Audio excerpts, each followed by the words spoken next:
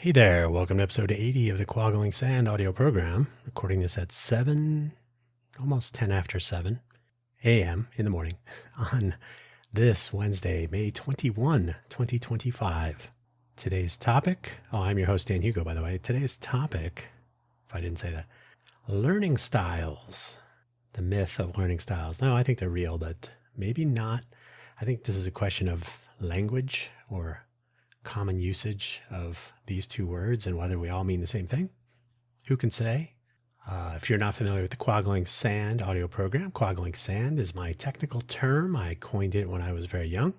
You probably use the more colloquial, I don't like that word, colloquial term, pins and needles for when circulation is returning to probably a limb.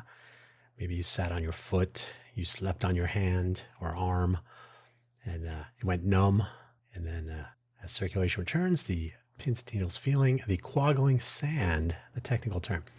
This audio program is essentially audio essays recounting stories, tales, learning experiences, and so on. Maybe you will find something useful here. Maybe you are curious to know what I think or how I came to think something. It's probably in the details of various stories and tales. Sometimes I've expressed specific ponderings of particular topics and what my views are, possibly based on my own recollections and so on. And that is Quaggling Sand. Probably not so much geared for guests, but who knows? Who knows? Never say never. So today's topic, learning styles. Let's see what happens with that. Hopefully wherever you found this audio program, you're able to locate the episode description, which contains the show notes. The show notes contain a summary, which I will read to you, and a variety of links. Today there are 4 shameless self-promotion links and 4, can I count? 4 episode-specific links. So we'll flip through those in a moment. In the meantime, let's get to it. The summary of today's episode, there is no such thing as learning styles. It is all a myth. So sit down and get back to your, what is the current teaching style? Common Core. You may already be sensing my disagreement with this notion. The links for today's episode, the first 2 are both buymeacoffee.com/DanHugo. The first will get you to my profile page, so just Dan Hugo at the end there, which is basically a link tree, but a free-form profile page. It has some biographical information, it has links to all of my audio programs, links to my various GitHub organizations with various projects in those. There's more, but that's a good start. There are some affiliate links for my favorite coffee beans that I actually do make use of. That's what powers all of these efforts. And way at the top, there is a link to the posts. So that's the second link for Buy Me an Update, a 5-minute or less brief overview of the previous week's audio programs and any news, announcements, things upcoming. So buymeacoffee.com/DanHugo/posts will get you to that and other types of posts in there, but you'll notice the Buy Me an Update content there exclusively on buymeacoffee.com/DanHugo/posts. The other 2 are ko-fi.com, ko-fi.com/DanHugo. The hyphen is the key next to the 0 on your keyboard, sometimes also called a dash. The second link for Coffee Solo is an audio program exclusively on ko-fi.com. It is aperiodic. There's no set schedule. Quaggling Sand comes out on Wednesdays. Let's Innovate for Vegas and it comes out on Tuesdays. The Wednesday programming of this show is pretty much set. Coffee Solo is just whenever. Could be multiple episodes in a day. Could be 1 episode in a week. Who knows? Precursor to Hugo Floss, basically, is what I'm calling it. So Coffee Solo, Ko-fi Solo, take your pick. The links for today's episode. First, Bloom's Taxonomy, a Wikipedia page about Bloom's Taxonomy. It's basically the steps in learning. It's something I was exposed to very young. I think I was in 6th grade. My school's attempt, or the district's attempt, the Glendale Elementary School District in the Phoenix, Glendale area, their attempt to provide some sort of gifted learning program, students that were bored in class, running errands for the teachers and so on. That was me, among a few students. The program was just being tried out, so I was in a kind of a pilot program. I think there were maybe 5 or 6 students that I recall. That we would take a bus to a part of a campus, or I don't even know if there were any students at the campus. Maybe just an extra school. So we had kind of a double-sized classroom with a wall between the two halves and a pass-through, partial wall. And they had all sorts of stuff on the wall to promote the notions of learning, including a construction paper visualization, kind of a mural of Bloom's taxonomy. And if you're not familiar, you can check out that Wikipedia page. I will say that we were exposed to, or we became familiar with, the pre-2001 option, obviously, because I'm older. I have too many links open. So just very quickly to whet your appetite, the Bloom's taxonomy of old starts at the bottom with knowledge, then comprehension. So knowledge, recognizing or recalling facts; comprehension, demonstrating an understanding of facts and ideas by the ability to summarize, basically. Application is using acquired knowledge to solve problems in a new or unfamiliar situation. So those first 3 are basically what is taught in the classroom. It's what students are expected to come away with in our American school system, public school system. And the stated goal of this program I was in was to explore the upper 3 layers of the Bloom's taxonomy. Analysis, breaking down information into parts. I'm reading from the Wikipedia page. Into parts to understand relationships, motives, or causes. Synthesis, building a new whole by combining elements or creating new meaning. Evaluation, making judgments about information based on set criteria or standards. It has evolved after 2001. I don't know if these are great, but so knowledge becomes remember, comprehension becomes understand, application becomes apply, no big move there.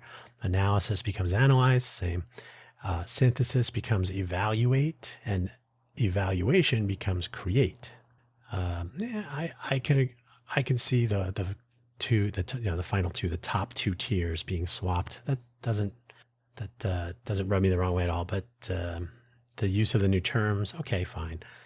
But essentially, and there are, if you go to the Wikipedia page, there are affective takes on the Bloom's taxonomy. There are 5 levels, and then there's the psychomotor or action-based Bloom's taxonomy, which is actually not developed in that time frame. It was developed by Elizabeth Simpson. You can read about that there as well. So these are just basically a progression of learning, a stack, and that may come in handy. It was useful, I guess, to plant that seed. It wasn't always clear that that was being used in practice in this program I was in. I would later move to a junior high school, 7th grade, in a completely different school district, the Washington Elementary District, which was also in Phoenix, but for some reason named thus. So Bloom's taxonomy, definitely interesting, though, to be aware of this type of thinking. What is it? Maslow's pyramid of needs or something? Maslow's, what is it called? Is it Maslow? Maslow's hierarchy of needs. There you go. Humans are motivated by a hierarchy of needs, and you could view this as sort of simple, except for instead of needs, it's a hierarchy of basically compiling what we are learning and exposed to into something that we can use. Right? And it makes it a little bit more granular with the 6 layers. Anyway, I've referred to this many times over my career, and I've even mentioned it, I think, in previous episodes of this program. The flipped classroom, also a Wikipedia page. I will simplify this later in this episode, but essentially it turns the classroom from a lecture into a sort of an applied homework session, and it turns homework into the academic kind of solo or group learning that would normally be presented in a lecture form. So rather than sitting and listening to a teacher talk to you, or sometimes at you, you do the reading, you do the research. Nowadays, there's infinite access almost to information. So you build up your understanding in the homework setting. And then when you're in a classroom setting, you socialize the learning. You talk to your classmates. You maybe form little groups. Maybe you have a practical project. The teacher is now in a position to answer questions or smooth out any nuance or to promote more discussion, to help come up with practical examples to learn from, and so on. So rather than everyone facing forward, you can face each other and you can learn together. If you're falling behind, that will become a little bit obvious, and maybe one of your peers can explain in a more familiar context something, or maybe an instructor, teacher can help with some guidance there. Rather than, well, I'll get to this later, but rather than dozing off in class, you're a proactive participant in the classroom setting for that social, I call it socialized learning, but it's not in the political sense. It is literally interacting with your peers. Common Core. Now, I am not an active student, nor am I an educator, so I am not practically familiar with Common Core. I think the thing we always hear about is Common Core mathematics and how parents don't understand it. From what I've taken, a Common Core mathematics teaches, and these are the early stages, so not geometry and statistics, but just the basics of Common Core mathematics, is really teaching estimation or alternative methods of doing calculations quickly, coming close, if not precisely, to the answer or an answer. But that's only a component. Common Core is bigger than that. It sets out a core set of curricula, achievements, and so on. I don't really get into this here in this program, but I will say that if you have a set of specific milestones to reach, a specific set of what essentially could be test questions, right? Have you learned Common Core? Well, let's test the collection of questions that we have designed to assess whether you are, reaching the Common Core goals according to the year of education and so on. I had a teacher that did that. I can't remember his name. Oh, yes, Mr. Houlihan. Mr. Houlihan at at Sunny Slope High School. Royal Palm didn't do common curriculum or Common Core or anything like that. So Mr. Houlihan it was the year when this assessment would be made. So it was either sophomore or junior. I think it was junior year, I think. So we had a history class. He basically taught the test. And he said right up front at the beginning of the year, every one of my students passes that test, usually pretty close to 100%. And then the remaining part of the year that was dedicated to that was essentially, this is the question. What's the answer? Correct. This is the next question. What's the answer? So it was absolutely 100% teaching the test, not reality, not nuance, none of the things you would hope someone would come away from learning anything. It was literally learning whether it would be an A, B, or C, or none of the above, etc. So retrospectively disappointing, a missed opportunity, but we certainly passed the test. So Common Core to me might suffer something similar, and you can read the Wikipedia page. And as always, Wikipedia, a great place to begin a learning journey, not usually the end of that journey. So Common Core. I think it's nice to have goals, but I think explicit goals that don't adapt to the state of the world can be problematic, and you run the risk of teaching the test, like I said. So interesting, I suppose, but probably not the answer. And then finally, learning styles as a myth. This is from Yale, so we'll hopefully it's valuable, and useful.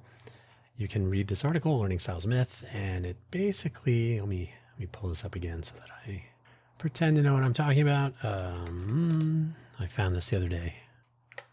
So learning styles and this is the opening line, learning styles refer to the idea that students learn best when course content is pitched to match students' self-reported media preferences. I disagree with that. Endless potential frameworks for categorizing learning styles exist, but the most popular one divides students into three types: visual, auditory, and kinesthetic learners. So I disagree with this approach. These are teaching styles. These are not really learning styles.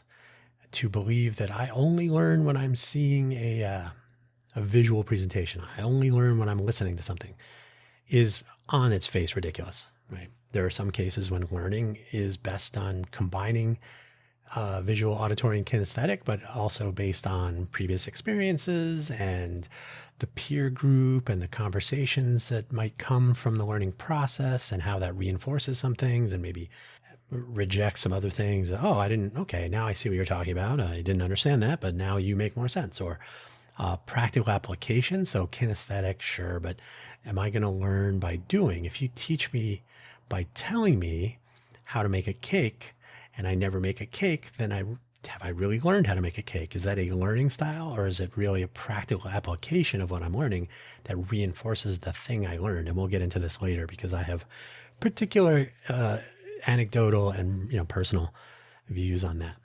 So I think when they, whoever they are, say that learning styles is a myth, I think, and so there's an example section. There are over 71 separate learning style instruments and theories that have been documented in educational literature with some references.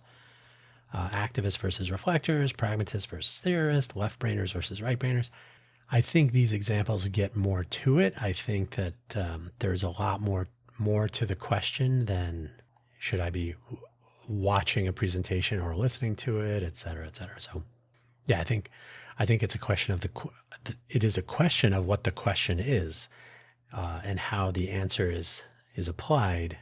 If learning styles is really teaching styles, that can vary. And if learning styles is how do I learn, it might be much more subtle than, oh, I'm a random or sequential learner, which is another example provided. They don't go into much detail in these examples, but they do have recommendations: studying versus learning, different types of instruction, benefits from thinking about how they learn, and there's a bunch of references and so on. So this is an interesting starting point. But again, I think learning styles here is conflated with teaching styles. And I think no matter what your learning style is, you can take something from these teaching styles. The question is whether an individual student understands their own best path to do whatever the learning is in this context. Learning another language is probably something that would take a lifetime by some measures, or it might take a semester. You might be able to do a Duolingo application on your phone, and you'll be proficient or at least conversationally capable. You can order food at a restaurant and figure out where the bathroom is, say please and thank you, and I'm an American, I guess. That's expectations very low in wherever country you're in, whichever. So yeah, I think it's so widely variable based on so many more things than I am this, that it's almost not worth considering. However, it is worth pondering the teaching styles and how they make sense. And that's one of the reasons I'm a fan of flipped classroom, which I think probably works best when you don't have one preferred method, but are adapting to the state of affairs of the possibly a classroom or a lab or a lecture hall. A lecture hall, by the way, is part of a problem. Lecture halls are great for making a presentation, maybe a starting point, but the students are all facing one direction. They should be facing each other. That's probably one of the fundamentals that I would promote. So let's get on with the show. Wow, it's been already forever. My clock says 20 minutes. We're 20 minutes in. Ooh. I have no credentials. I want to make that clear right up front. I just want to state it out loud. I'm not a credentialed educator. I'm not a psychologist. I don't know what I'm talking about. Sorry, I get some water there. You can probably hear my voice is enjoying the current seasonal whatever the winds have kicked up here in the greater Vegas area. It happens every year. Such is life. Everything I have to say on this topic is based on my own personal experience and anecdotes, not any formal studies, no science, only opinion. That said, certainly I am something of an expert when it comes to my own experiences, and I've worked with young people of various ages pursuing education-related activities, whether working with junior achievement, hackathon events with younger students and student-type people, tutoring elementary school students, and various other types of engagements with people of various ages, so not always students in a school setting. So my anecdotal recollections have provided me a broad but not scientific perspective. I will wonder aloud whether people who call themselves educators or teachers are actually analyzing their classrooms year over year, day over day, working with other teachers and so on, to make these assessments in real time. So same goes for anyone in the educator role, maybe an adult education instructor, focused training of some sort, and other such things. Do the people you work with at any age learn differently? You being someone in an instructor role. So have you found that students learn differently? For me, and this is the beginning, I will get back to me also later. In my case, I know that what I would call my learning style can vary with the broad subject matter. That is, so I'm going to give two types of examples: history versus maths. Maths being a shortened form of mathematics. People in Europe use the word correctly. We tend to just say math, but it's maths. Mathematics, for examples, are very different subjects. One is somewhat chaotic and often provides correlation and maybe even causation for contemporaneous and perhaps future events. Contemporaneous in the context of history. That's the one I was talking about, by the way. So recounting history from 200 years ago, there will be some insights to be gained contemporaneously. And then, that seems sort of similar to what's going on today. While on the other hand, the other is rules-based and provides parametric access to the future in the form of provable models and relations. By the way, reading and writing are even more foundational than maths, enabling just about every form of learning and engagement in our modern world, which is why they are critical and why acclimation to a new culture or locality must begin with reading and writing in probably a new language, or at least a new lexicon.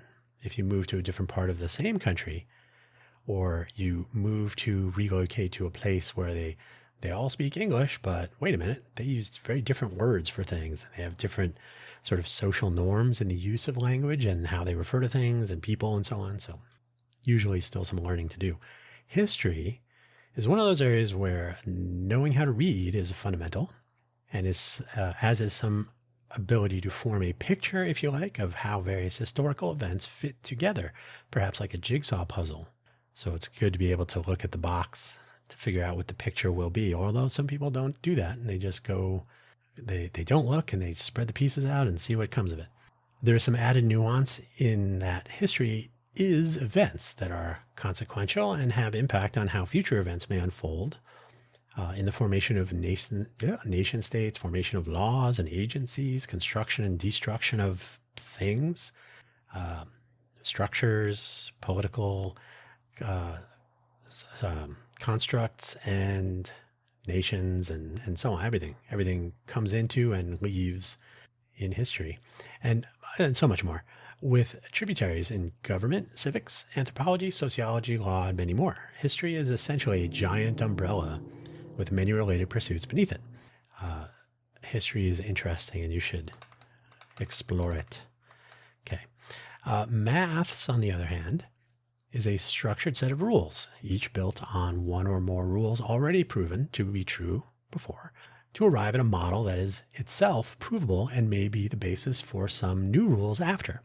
Take something simple like D, the letter D as in Dan. D equals RT. Distance traveled, d, is the rate of motion, r, multiplied by the duration of movement, t. We know that the value of d, we know what that value will be at any point in time if we know the value of r for all of t. So if you're going 50 miles an hour for 1 hour, you will have traveled 50 miles, even if you haven't started your journey yet, or even if you're only 1 second into your journey or 30 minutes into your journey. So theoretically, you can predict with complete accuracy what the future will hold. It's theoretical. The practical application must account for variations in R. You may be averaging 50 miles per hour, but maybe you have to stop. Maybe you have to merge. Maybe you have to slow down or speed up for various reasons. So you may have to take some sort of an integral if you have a function describing your rate over the time t, etc. So you can make it as complicated as you like. But this fundamental is the basis for such applications of determining how far things have traveled.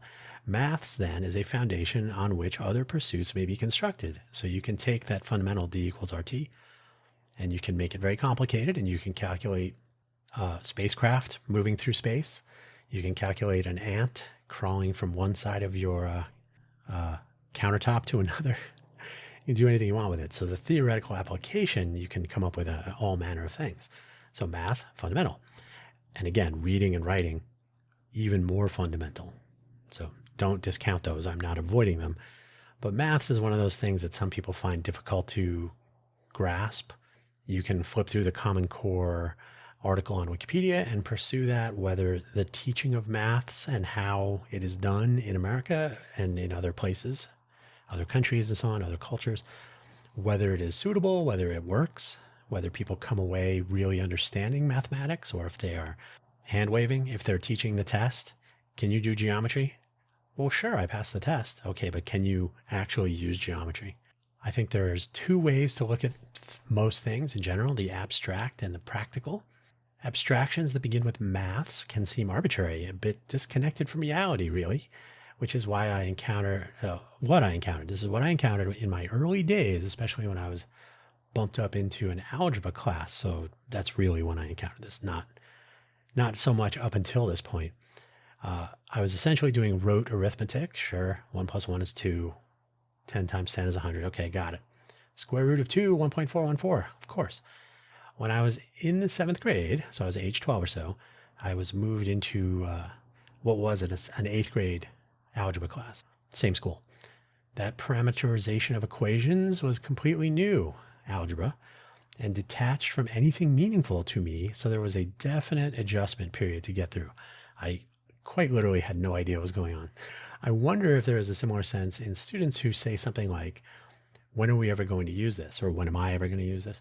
This is a sort of a trope or a meme available to anyone along our human timeline. You hear it all the time. It's said in jest sometimes, which may be an indication of how a particular student of any age, not only in a classroom, views the utility of episodic knowledge gathering. That is, episodic memories are memories you store at a time, at a particular episode that you can recall in a different context. So you didn't really proactively remember something. You just remember the events.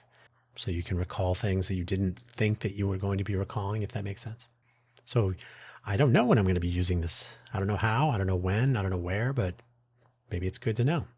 This piece of the puzzle is probably going to fit in somewhere in that puzzle that hasn't quite formed yet, the big empty space in the middle.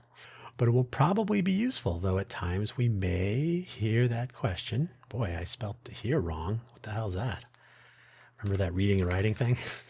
We may hear that question, which suggests that some will view a new puzzle piece as useless. When am I ever going to use this piece? It doesn't fit anywhere that I can see so far. Perhaps these students do not yet understand that nature of the puzzle itself. I would wonder if there is a realization about those two broad views I expressed earlier, that they are very differently, that are used very differently as tools to work with the puzzle. Abstract understanding of something like history provides starting points for examining the present, which we have arrived at thanks to history, of course, and potential futures, which may or may not repeat or rhyme or whatever else might describe these possibilities. On the other hand, maths are completely abstract. So learning something new in this space is only going to be useful for building more rules or understanding practical systems, which we may not even learn about yet. So the way that models function, the way that they are tested and proved, and the ways in which they may be extended and applied are foundational tools that will be used in ways perhaps not yet known, somewhere far down the road, if at all. This is fundamental abstraction that will likely make no sense to those new to learning. Making that connection is essential and may not happen at every turn. This is, by the way, I have a reference that I've made before. Professor Arthur Benjamin, Johns Hopkins grad, I think he has a PhD there. He was a professor at Harvey Mudd College when I was attending. He's also known for his magic shows. Math magic. He multiplies big numbers in his head and does some other cool mathematical things. He was a pretty big nerd. Also a competitive backgammon, I don't know about champion, but he certainly won a lot. He said he used to go to Vegas a lot and play backgammon tournaments. So he is not a fan of teaching calculus in high school. He and Common Core actually, I think, removes calculus completely and replaces it with statistics and probability. So he's a fan of that. The statistics and probability will figure much more into the casual person's life.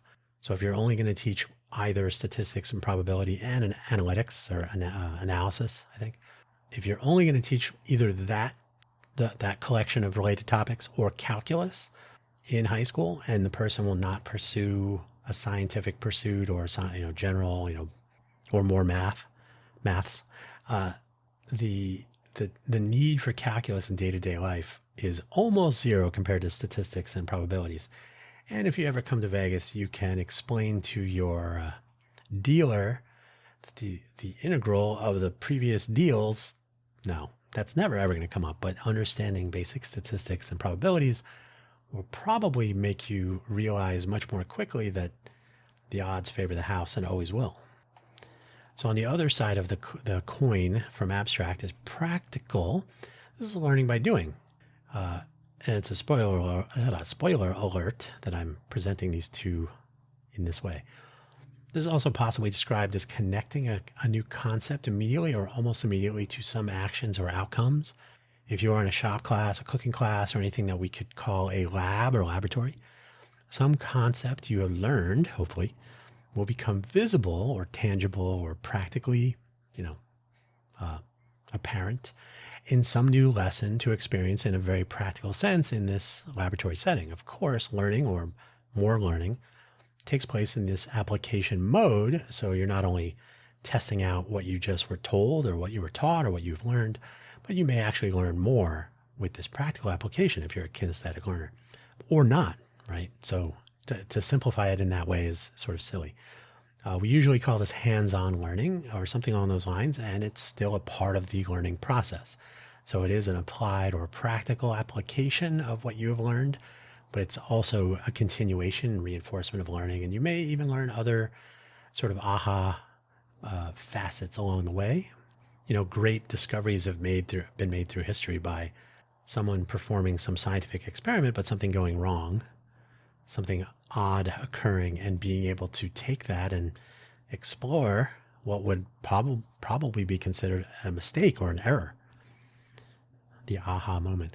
These may be fundamental life skills applicable not only in a lab setting, but obviously out in the real world, so to speak. You may learn something as basic as bank account reconciliation or balancing a checkbook in a classroom setting, and that becomes almost immediately applicable to anything from cash in the purse or pocket to whatever is in the bank account, to how to think about inflows and outflows in general if you're going to operate a business, or if you're conducting business in any way with others, or if you go to a store and you get cash handed to you as change for a purchase, and you might look at it and say, wait, I gave you a 20, this is change for a 10. It's a gateway to more learning. Generally speaking, practical history can connect something, so speaking of history, something obvious in the past, something obvious in the present. These connections of dots, so to speak, are not only useful on their own, but will ideally seed the ground for future curiosity. When did that happen? Why? What was going on there? I'm presently reading a deep dive into the not always friendly friendship between Thomas Jefferson and John Adams, two of the very early, let's stop calling them founding fathers, that's silly, but two very consequential figures in the history of the country and the formation of the government and then various other things. Neither of them particularly saint-worthy, but consequential nonetheless. So you may be curious, as I am always, about, I wonder, that looks interesting. Like what's going on with these two guys? And they were very different. Hopefully the student remains curious about history or sociology or practice of law, or any number of subjects that have practical connection to our surroundings and are rooted in history. History is how we got here, and all the things that have developed along the way of those, not maths topics. Geometry did not come from historical events so much as, yes, a point in history where someone said, probably Euclid among others, look how this triangle works, the Pythagorean theorem, et cetera, et cetera. So these are points in history, surely, yes, but the way history drives the present or results in the present is itself a vast collection of different focal areas, topics, and so on. Math is almost like a summation of everything that came before it, but in a specific and sort of a linear, not linear exactly, but there's a cause and effect that is directly visible. And again, history cannot tell you the future. It can only give you some hints at possibility.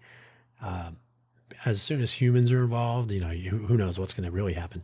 But probability, statistics, mathematical models, as I mentioned earlier, if I know that I'm traveling at 100 miles per hour for 3 hours, D equals RT, I know in the future, traveling at a constant rate of speed for 3 hours, I will be 300 miles away from wherever I am now.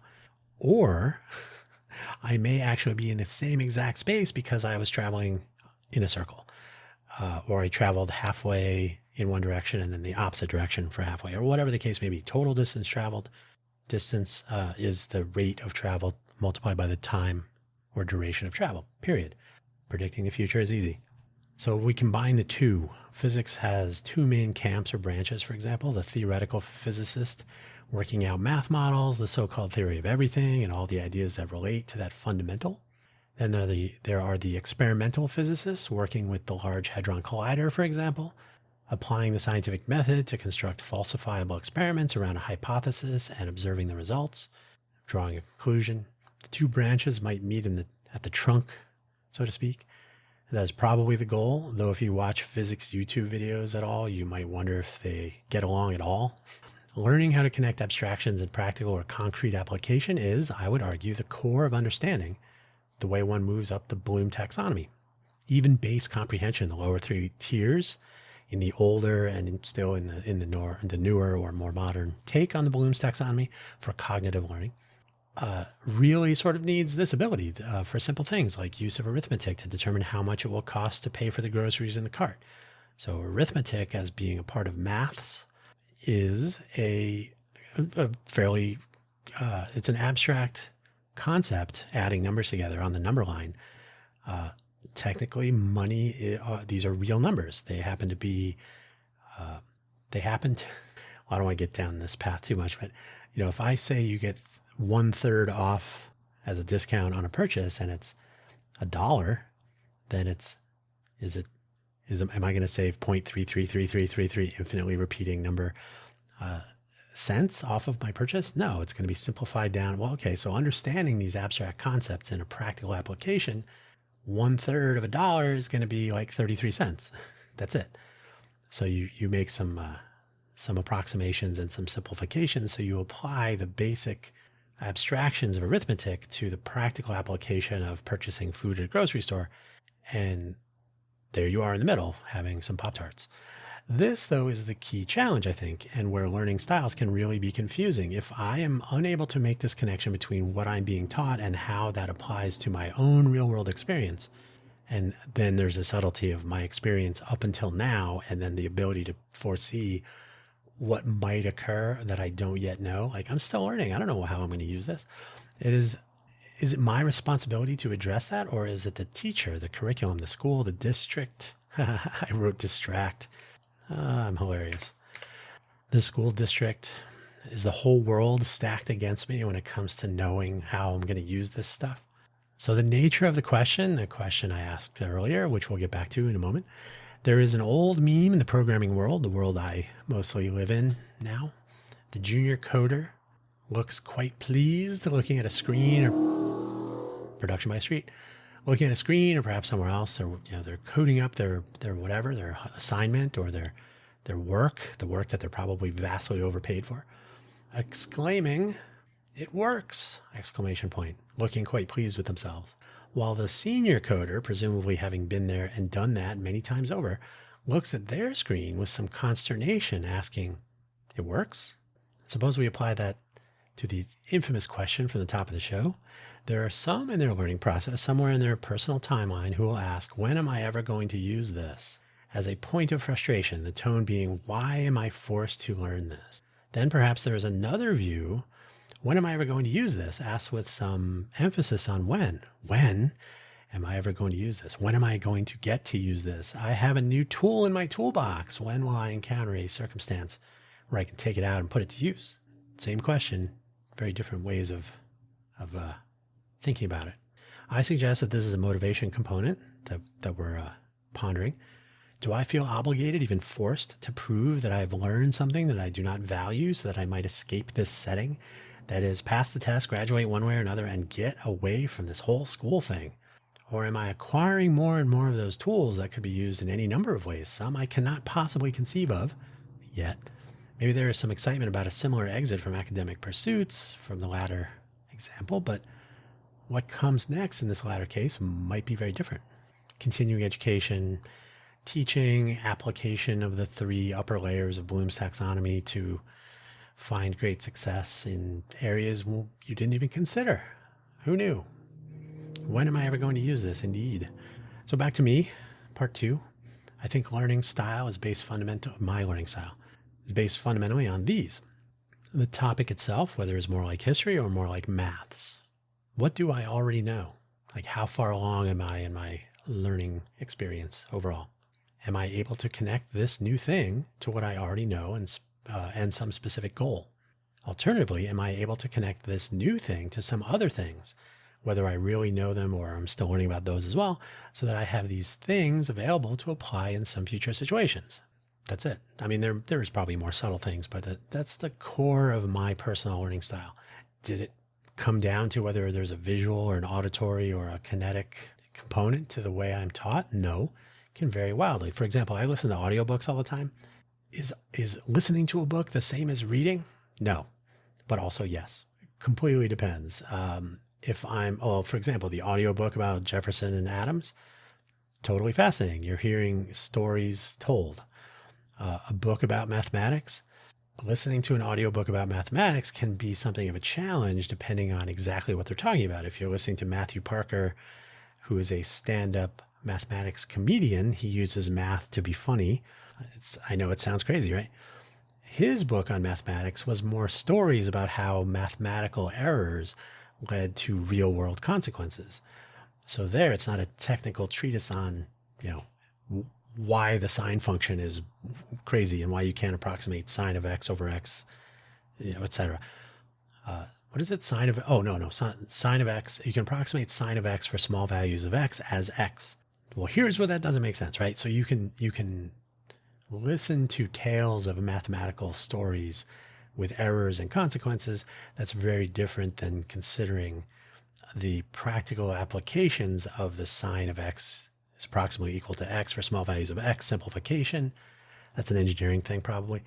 That is not as easy to consume as an audio book, right? It's probably something more visual and more tables of equations or mathematical proofs and so on. So these are different ways of learning about different things and so on. So my initial difficulties transitioning to that algebra class in the 7th grade, and again, it was a classroom of students in the 8th grade, by the way, was the lack of connection between what I knew already up until this point and this new thing. At no time during my normal progression through the grade levels and so on did someone say, oh, by the way, 1 + 1 = 2, but 1 + x = 3 now introduces you to a new way of thinking about those possibilities. I think the most we got was, we got into plotting graphs, but to be honest, that should have been a connection made. I think there's a lost opportunity if you're teaching students how to graph numbers. That's the beginning of algebra, I think, or it could be. And especially inequalities, for example, like what does all that really mean? So I think, so I personally did not have that connection, and because I didn't know what was up ahead, I didn't know to make that connection, if that makes sense. So I didn't really have a basis. I didn't have something to add on to. There was a gap. How to assimilate this new thing with that gap was a challenge. Getting over that gap was essential. It took a while. I can't remember if it was days or weeks, maybe 2 weeks. It wasn't months. It was a few extremely frustrating homework assignments, to be sure. And from that traversal, the learning continued in a much more normal sense. Once I had that aha moment, the rest was now building on top of the layer under it. So there was a little space in the middle there, like, oh, somebody forgot this layer. There was no bricks here to build the wall. So some frustration, but itself a learning experience for me. An even more useful example in my own case, in my own experience, is the addition of the C programming language, knowledge of that, to my personal toolbox. And by the way, you can learn a new thing. It doesn't mean you have truly learned it or become truly knowledgeable. You may learn how to cook. That doesn't mean you're going to be a chef tomorrow, right? There are a few steps after learning something. But I became knowledgeable using the C programming language. Thusly, I had learned Pascal. I've told that story before. 7th grade, blind college student. I was the eyes and ears, so to speak, doing the typing, reading the screen, or the teletype. So learned Pascal on the way, programming language on VAX. I had learned BASIC before that and after that, and even some 6502 assembly in my little Apple IIe, various other workings of computers. But I had an opportunity during my first summer back from college. So I was a freshman, fresh person, frosh, first year. So summer back from college to take my first real programming job using the C programming language, which I had not learned. We didn't have it in school yet. They were still teaching Pascal. So I was at an advantage initially, suddenly behind. I had a goal, scope of the project. I was motivated by the notion that I was working in my first programming role, and I had some core principles available to me already. C is not a radical departure from Pascal. They're not the same, but they're not vastly different. I think you'll hear this from people who speak Italian, for example, can pretty much make their way through Spanish because they're very similar. There are some differences, but they're close enough.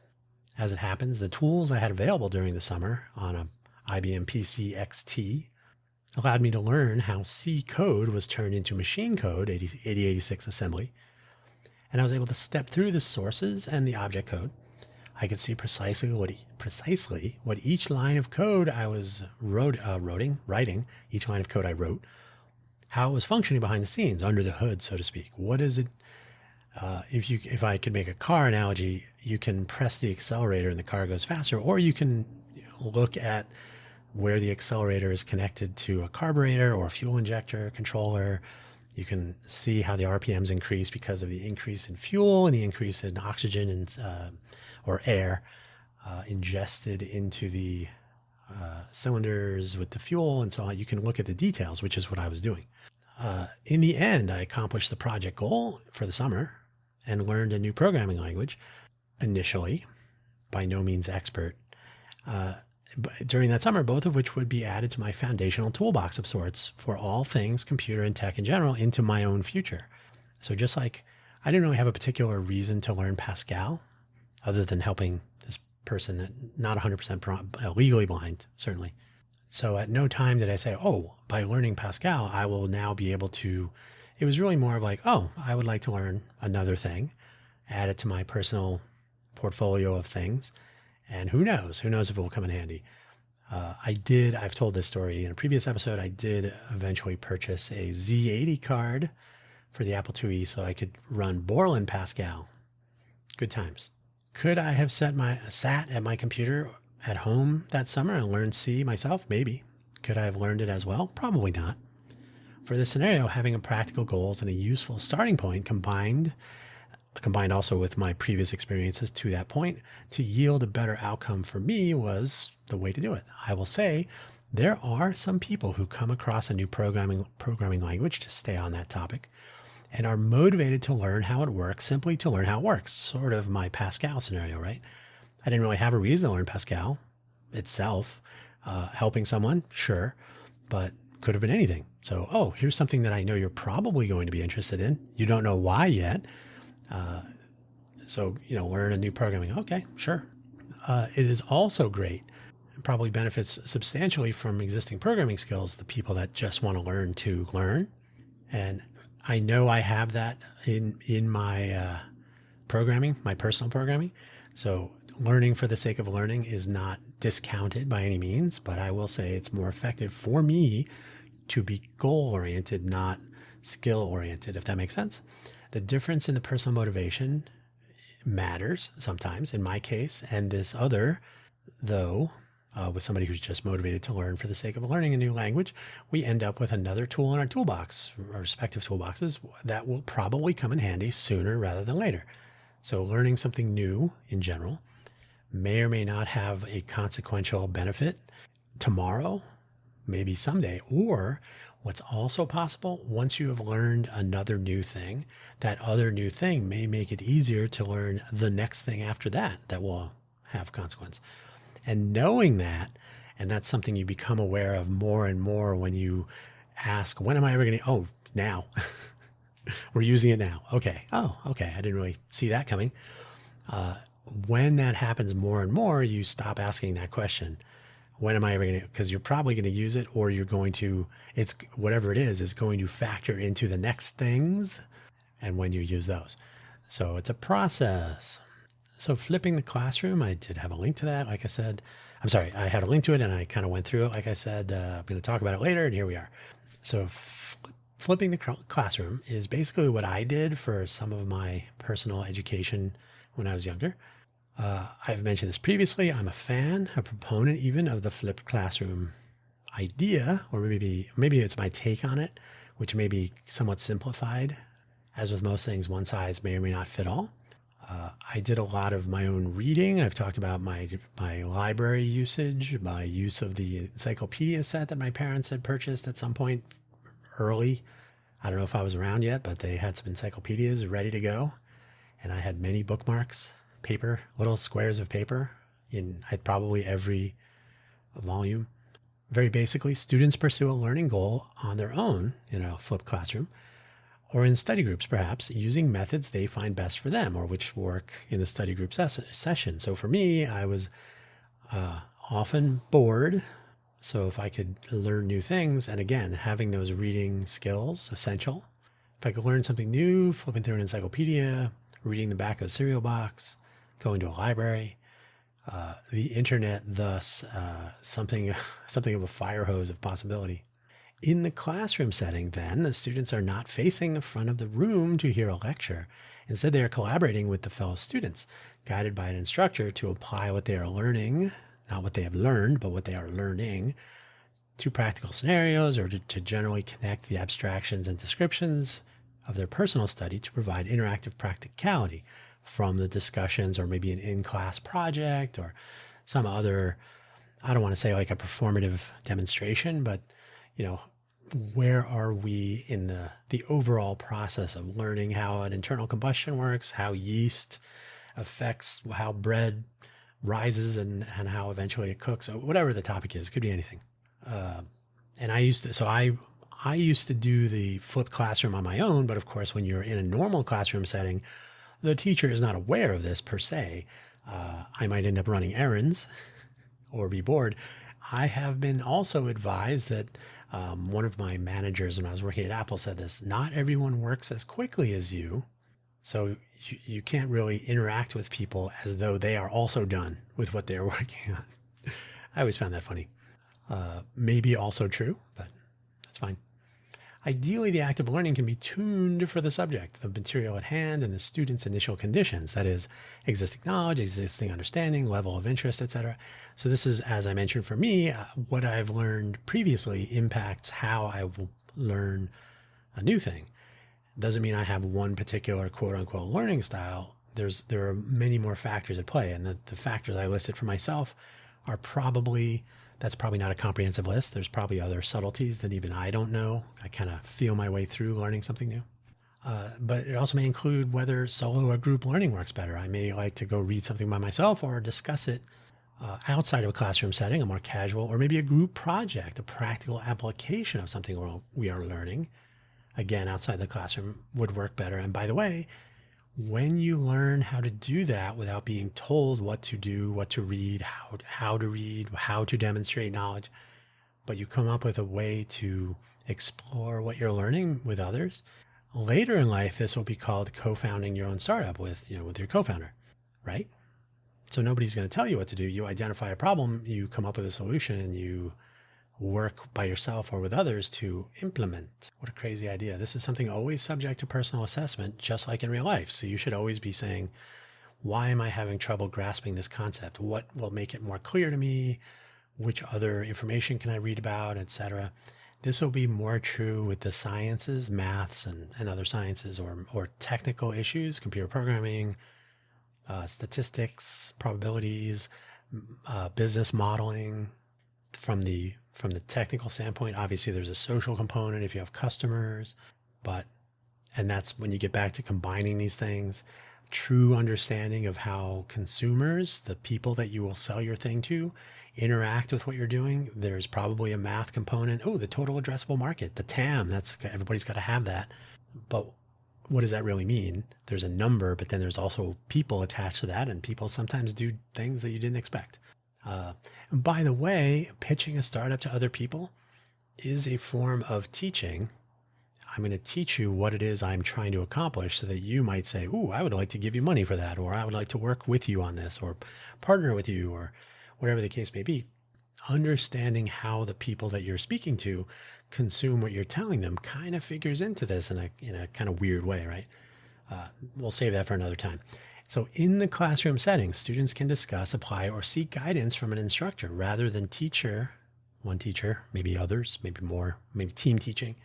Speaking, and some students checked out with some, usually one or two, always answering the questions, running the errands, etc. All students benefit from the social component of applying what we are all learning, including any aha moments that come from these additional and practical engagements. So yeah, all of this is a long way of saying that learning style is probably A, the wrong thing to consider, B, probably not universally true for any particular or group or all students all the time.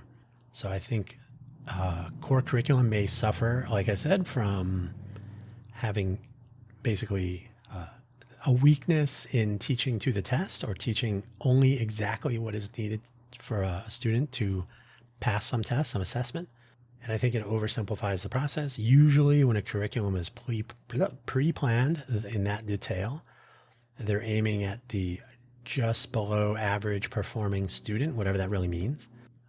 I would wonder if goal-based learning, and I think that I'm not coming up with this, but goal-based learning rather than skill-based learning means that any particular student or group of students accomplish some goal, some level of challenge attached to that goal. And in order to accomplish it, they need to learn certain things. They need to apply certain things. They may need to learn and apply things they have never learned or applied before. We did this at Harvey Mudd College quite a bit. A little disconcerting sometimes. I think I've spoken about this before. We had an entire laboratory class, E54, experimental engineering, without any prior. They would do lectures on the topics, but it was after you had your lab. So we are in the laboratory setting, asking, I don't know anything about this. Well, you need to take these measurements, and this is what you're trying to accomplish and they were practical examples, modeling a sprinkler system, determining some coefficients in a temperature controller that you could use for a home thermostat or any industrial process. There are these practical applications that an engineer will come across. You don't always know what you're going to have as far as personal experience, previous knowledge, previous education. Sometimes you're going to come into something knowing nothing. So what's the first thing we need to figure out? So these are the sorts of things that are difficult to fit into a fixed curriculum where you're going to test, okay, what is 10 times 10? Okay, check mark. Do you know why 10 times 10 is 100? No. I believe I've mentioned this before. My calculus teacher at Harvey Mudd College, my freshman year. So the freshman year at Harvey Mudd College, especially the first semester, was essentially a continuation of high school, especially if you were in advanced classes. So the calculus teacher, not a lot of new stuff for the college calculus class. Engineering use of calculus is what it is. Statistics and probability are a different thing that would come up later. Error analysis, for example. But he spent the first half of the semester teaching the continuity of the reals. So that's very pure mathematical. And you might say, when am I ever going to use this? Why am I learning this? But he had a very specific reason, because he was teaching the room full of people who had probably taken a calculus class in their high school travels, were never told these things. They were hand-waved, but never really taught as to why math works the way it does on numbers, and then more abstractly on algebraic values, right? So yeah, we entered that thinking we had some tools in the toolbox, but realizing, oh, we didn't have that one. We didn't have these other ones. Oh, okay. So more learning could take place. And then into the future, a more fundamental understanding of why things were working. And one of the take homes was that when the math department would teach things, it was much more theoretical along those lines. Taking differential equations from the math department at Harvey Mudd College was a lot of deep, theoretical abstraction of differential equations. When I took DEs, differential equations, diffie-Qs I took it over the summer at Arizona State University. Because I was like, I'm not getting this pure math version of differential equations. I'm not a mathematician. Maybe learning from an engineering college over the summer will do me better. Now, I had already taken physics, and we had already worked with the so-called RCL equation, the resistor, capacitor, inductor. If you're into speakers, like audio speakers, or if you're just into basic electronic circuitry, you can also view it as the spring damper problem, the driven damped harmonic oscillator. Similar set of equations, but not the same variables. Once you've learned those things, you can then backport that knowledge into, differential equations are, for example, use of the RCL equation. You have an integral term and a differential term and a constant, and you add them together and you get this. Okay. So when I was taking this class at Arizona State University, I was in a room full of probably 30, 35 people. The professor says, how many people in here are junior and senior engineering, something, whatever? Everybody in the classroom raised their hand, except for me, because I was a sophomore at Harvey Mudd. Then he said, how many people in here have done basic electronics like RCL circuits? I raised my hand. Nobody else did. So he said, okay, we'll not do those. So right away, he left out one of the core fundamental teaching paths for differential equations, especially for people that are pursuing engineering or physics. And by the way, in a physics lab, we also made use of the RCL equation as a model for practical application. And then later, when I would build speakers, real speakers, use of the RCL equations are how you figure out what your crossover should be, what your ports should be. You pass in a bunch of values for the box volume and the driver, they're called the Thiel small parameters. So all of these things I learned along the way in something as simple as differential equations and physics laboratory, and then later engineering for electronics and so on. So all of these things were built in a little stack of, when am I going to use the RCL equation? I could have asked that question, but it turns out I had very practical applications for it that I didn't even really think about. And it turns out the person who taught the class that I actually ended up finishing and whatnot, he left out a bunch of stuff that luckily I learned in other ways, in other contexts. So teaching style versus learning style, very interesting. By the way, because sophomore year at Harvey Mudd, we took systems engineering, kind of the beginning, like the preamble, like junior engineers would take, we called it big systems. So that's the engineering 101 class, kind of the fundamental of modeling systems and designing responses to those models. So I had taken systems, and a fundamental part of systems curriculum, systems engineering teaching, was the application of what's called a Laplace transform to move time domain systems into frequency domain. So it allows for easier analysis, feedback loops, and so on. So we did a whole semester of Laplace transforms. When I was taking this differential equation class the summer after that, between my sophomore and junior year, the final was on Laplace transform. And according to my grades at that time, I only needed to finish like one or two questions on the final correctly. So I whipped through the final really quickly. I was fairly confident in my results. I only had to get 2 correct. I'm sure I got more than 2, but I got whatever I needed to get the grade. It would transfer to Harvey Mudd as a pass. On to the next thing. The linear algebra class, which I also took because our math department was even weirder when it came to linear algebra. When I took it from an engineering professor, I got 104% of the available points. And I got, at the end, the professor talked to me in the hallway and said, would you mind if I use your submission in my classes? Yeah, sure. So the context of learning is one thing, but also the motivations, the existing knowledge, not only all those on the personal side, but on the teacher side, the method of presentation, the assumptions that they make, all these things. And that's just two examples of many. Every person will have a history, their own, of their learning. For myself, I very rarely ask anymore, when am I ever going to use this? In the frustrated sense, it's really much more, so when? Now? Later? Soon? Distant future? It's very rare that I come across something that I say, wow, that was a waste. Never happen. I've certainly wondered if I can get that time back. But for the most part, my own learning style, again, very adaptive. I cannot possibly say it's this or that. It's both this, that, and the other.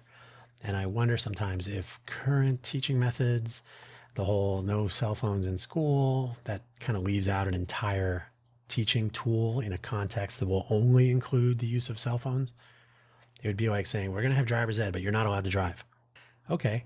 Strangely, you do drive and we do have driver's ed. So why is school not including a phone user's education, right? How do I use technology so that I don't get taken advantage of or worse? These are parts of learning that I think are left out of the equation. So a lot of these things are about simplification. It's about limited budgets. I don't really want to get into that commentary, but education is not truly valued. You can look at why teachers are paid what they're paid versus entertainment, sports, etc. So every single person that you encounter has received some type of education. You can assess for yourself what their individual education's meant to the person that you see before you, that you interact with. I think education is vastly undervalued, and I think there's too much of a rush to make this simplification, to make this summary judgment of learning styles, teaching styles, and so on. So that's all I'm going to say about that, but don't stop learning. If you consider yourself done learning, well, that's too bad. Take it easy. Thanks for listening as always. We'll see you around, probably at the library. Bye-bye.